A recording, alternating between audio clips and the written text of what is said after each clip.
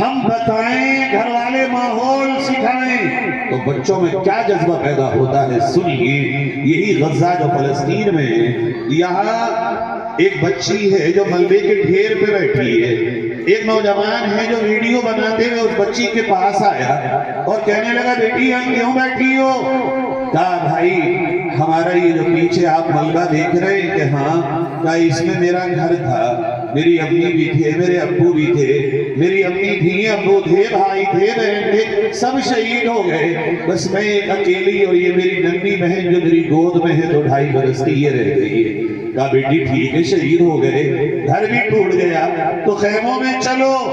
وہاں جہاں خیمے ہیں تمہارے برابر اور بھی بچے اور بچیاں ہیں، وہاں چلو گی تو تمہارا دل بہل جائے گا۔ کہنے لگی بھائی بات تو صحیح کہہ رہے ہو آپ، مگر میں بتاؤں میری امی شہید ہونے سے پہلے مجھ سے یہ کہتی تھی کہ بیٹی تو قرآن کی حافظہ بننا، اور جب تیرا قرآن کا حفظ مکمل ہوگا میں تجھے بازار لے کے چلوں گی اور تجھے نئے نئے کپڑے دلاؤں گی، کھلونے دلاؤں گی۔ اور میری امی مجھے قرآن کا خود حفظ کراتی تھی، وہ بھی قرآن کی حافظہ تھی۔ اب میں کیا کروں، میری امی دنیا سے چلی گئی، شہید ہو گئی، ابو بھی چلے گئے، بھائی بہن بھی چلے گئے، سارا خاندان چلا گیا۔ میں نے یہ طے کیا کہ میری امی کی جہاں روح نکلی اب میں یہی بیٹھوں گی، اور بھائی میں روزانہ اپنے قرآن کا سبق یاد کرتی ہوں اور پھر میں پڑھتی ہوں اور مجھے ایسا لگتا ہے جیسے میری پیٹھ کے پیچھے بیٹھی ہوئی میری امی میرا قرآن سن رہی ہو، اس لیے میں خیموں میں نہیں جا رہی، یہی قرآن پڑھ رہی۔ اس نے کہا بہن بات تیری صحیح ہے، تو یہاں رہے گی مگر یہ تو بتا کھائے گی کیا، پیے گی کیا، جیے گی کیسے؟ تو یہاں گھر بھی نہیں تیرا، پانی تیرے پاس نہیں، کھانا تیرے پاس نہیں۔ او بھائیو جب بچوں میں جذبے پیدا ہوں تو یہ بچے کتنی اونچی اڑان اڑتے ہیں۔ اس ننھی سی بچی نے اپنے پیر کے نیچے سے گھاس نکالی اور کہا پچھلے 7 دن سے میں اس گھاس کو کھا کھا کے قرآن پڑھ رہی ہوں، اللہ نے بھوک کی وجہ سے مجھے اب تک موت نہیں دی، آگے بھی موت نہیں دے گا، مگر میں قرآن کے حفظ کو مکمل کیے بغیر یہاں سے نہیں جاؤں گا۔ وہ کہتا ہے بہن بات میری ٹھیک ہے، اگر میں تجھ سے کہتا ہوں چل، کہا نا میری ایک ہی خواہش میں یہاں رہوں اور جس دن میرا قرآن مکمل ہو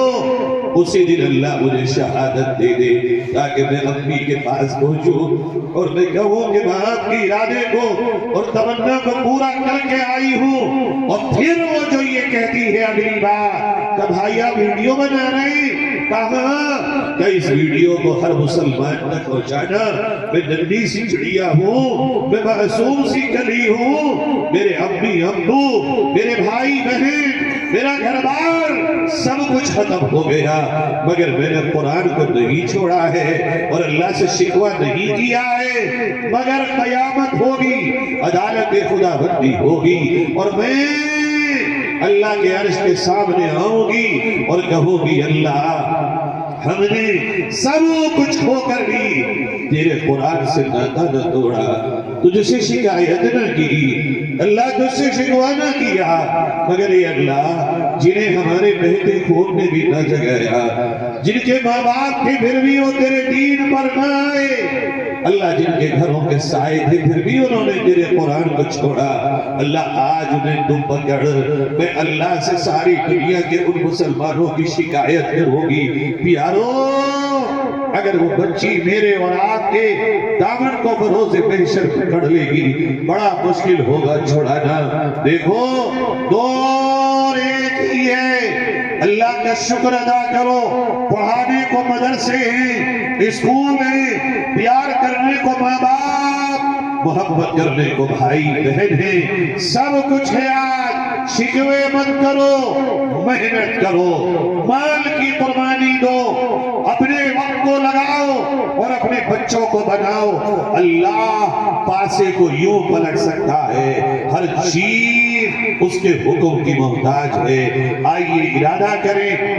ہم سب یہاں جتنے بھی ہیں اپنی زندگی کے اس مقصد کو لے کر یہاں سے اٹھیں گے. اللہ کہنے سننے کے مطابق ہمیں عمل کی توفیق نصیب فرمائے. میں مبارکباد دیتا ہوں مولانا سعید الزماں صاحب کو، آپ کے پورے اسٹاف کو، آپ کے تمام معاونین کو، اور آپ کے مدرسے سے جڑے ایک ایک بھائی کو. آپ ایک انقلاب کی طرف جا رہے ہیں. اللہ آپ کے اس کام کو بری نظروں سے بچائے، حاسدین کے حسد سے حفاظت فرمائے. میرے بھائیوں، ہم سب مل کے آج یہ عہد کریں انشاءاللہ ہاتھ اٹھا کر کہ ہم سب دین کے لیے سب سے زیادہ قربانی دیں گے. اللہ قبول فرمائے. وآخر دعوانا ان الحمدللہ رب العالمین.